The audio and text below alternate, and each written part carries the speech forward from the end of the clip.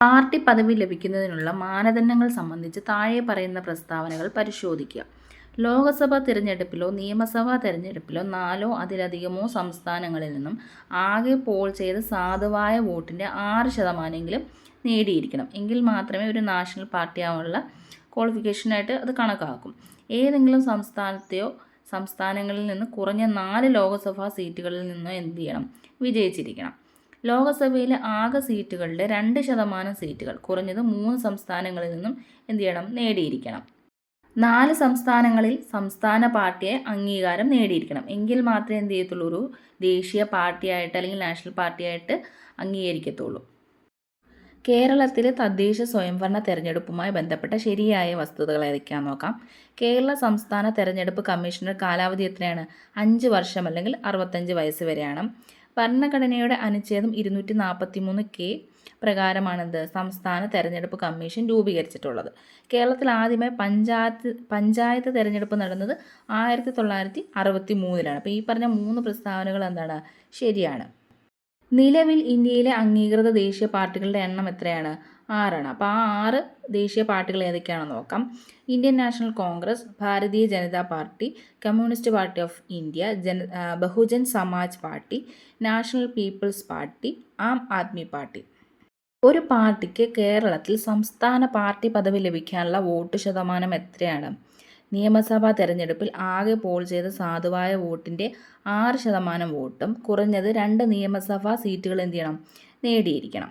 കേരളത്തിലെ പ്രമുഖ സംസ്ഥാന പാർട്ടികൾ ഏതൊക്കെയാണ്? Communist Party of India, Kerala Congress M, Indian union Muslim league, Janata Dal തുടങ്ങിയവയാണ്. രാഷ്ട്രീയ പാർട്ടികൾക്ക് അംഗീകാരം നൽകുന്ന ഭരണഘടനാപരമായ സംവിധാനം ഏതാണ്? കേന്ദ്ര തിരഞ്ഞെടുപ്പ് കമ്മീഷനാണ്. അതുപോലെ രാഷ്ട്രീയ പാർട്ടികളുടെ ചിഹ്നങ്ങൾ അനുവദിക്കുന്നതും ആരാണ്? തിരഞ്ഞെടുപ്പ് കമ്മീഷനാണ്. ഇന്ത്യയിലെ ഏറ്റവും പഴക്കമുള്ള രാഷ്ട്രീയ പാർട്ടി ഏതാണ്?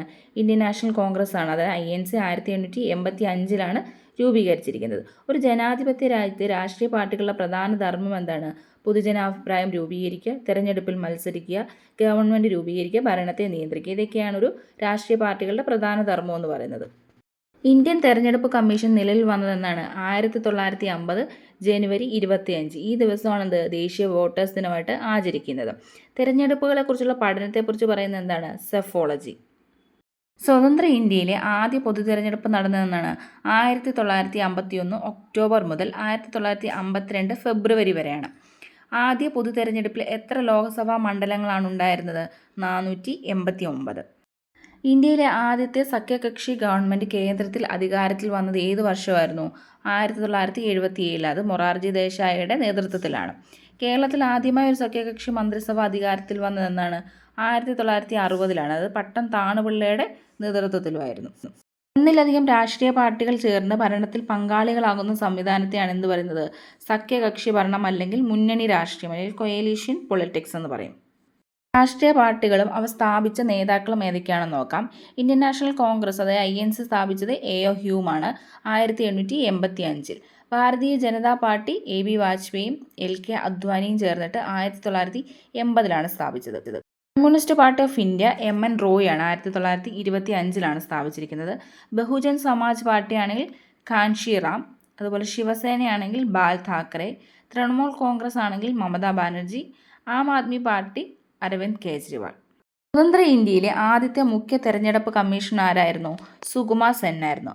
വോട്ട് ചെയ്യുന്നതിനുള്ള പ്രായപരിധി 21-ൽ നിന്നും 18 വയസ്സായി കുറച്ച ഭരണഘടനാ ഭേദഗതി ഏതാണ്? 61-ാം ഭേദഗതിയാണ് 1989. അത് കൊണ്ടുവന്നതാരാണ്? രാജീവ് ഗാന്ധിയുടെ കാലത്തായിരുന്നു. ഇന്ത്യയിൽ ഇലക്ട്രോണിക്സ് വോട്ടിംഗ് മെഷീൻ ആദ്യമായി പരീക്ഷണാടിസ്ഥാനത്തിൽ ഉപയോഗിച്ചത് എവിടെയാണ്?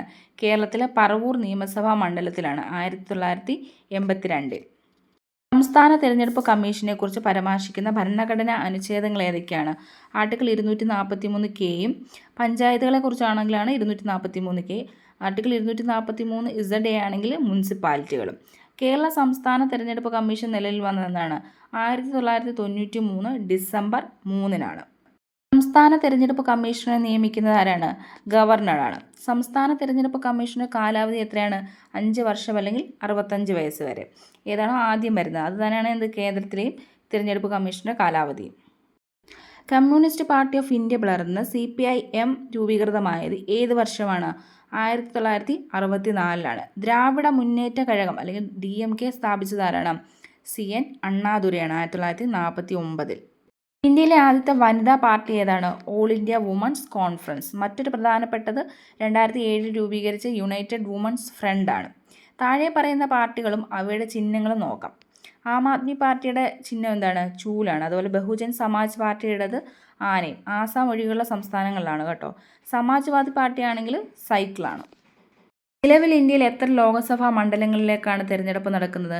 543. അതുപോലെ ഇന്ത്യയിൽ നിലവിൽ എത്ര അംഗീകൃത ദേശീയ പാർട്ടികളാണുള്ളത്? ഇപ്പോൾ നിലവിൽ 6 എണ്ണമാണ്. രാഷ്ട്രീയ പാർട്ടിക്ക് ദേശീയ പാർട്ടി പദവി ലഭിക്കാൻ ലോക്സഭാ തിരഞ്ഞെടുപ്പിൽ എത്ര ശതമാനം വോട്ട് ലഭിച്ചിരിക്കണം? ആകെ പോൾ ചെയ്ത സാധുവായ വോട്ടിൻ്റെ 6%, അല്ലെങ്കിൽ 4 അതിലധികം സംസ്ഥാനങ്ങളിൽ നിന്നായിരിക്കണം. ഇനി ചിഹ്നങ്ങൾ സംബന്ധിച്ച് തർക്കങ്ങൾ അന്തിമ തീരുമാനം എടുക്കുന്നത് ആരാണ്? അതും കേന്ദ്ര തിരഞ്ഞെടുപ്പ് കമ്മീഷനാണ്.